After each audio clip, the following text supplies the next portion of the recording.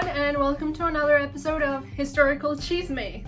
Yes, I decided to name the segments like that. So today I'm gonna be talking why Bolivia is landlocked. I don't know, for some reason I was looking at the map of South America and I realized that Bolivia looks kind of like the Hershey kiss on the peanut butter cookie blossoms. Alright, so our story today starts with a desert. Quite ironic that the story of why Bolivia has no sea starts with a desert.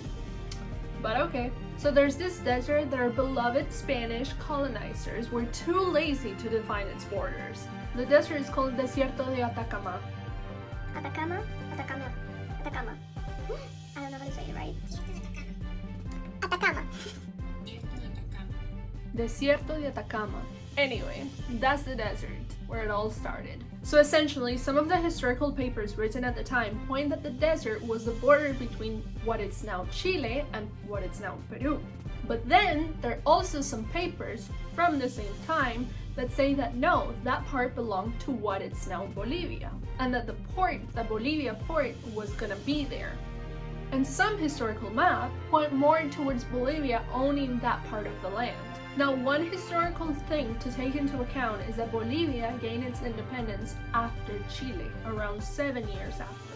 So Chile was kind of busy making a nation at the time to care too much about Bolivia making a port over there. So Bolivia continued building a port, created a small navy, and then owned some warships.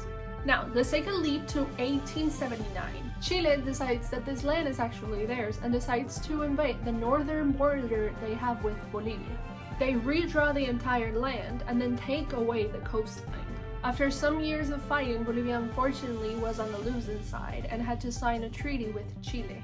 The peace treaty, signed in 1904, gives Chile the coastline and also promises Bolivia that they would be able to use the port to the fullest and freest, that they essentially would have commercial access to this port. Now, tensions up until today continue to happen between Bolivia and Chile over this specific coastline. Every March 23rd, Bolivia celebrates the Day of the Sea, and in 2013, the Bolivian president at the time decided to file a lawsuit against Chile. The aim of this lawsuit was to either negotiate or force Chile to return the coastline. Unfortunately, the lawsuit failed, and the international organization under which the lawsuit was filed in declared that Chile had absolutely no obligation to return the coastline or engage in negotiation. Now, a fun fact is that Bolivia actually has a navy without a sea.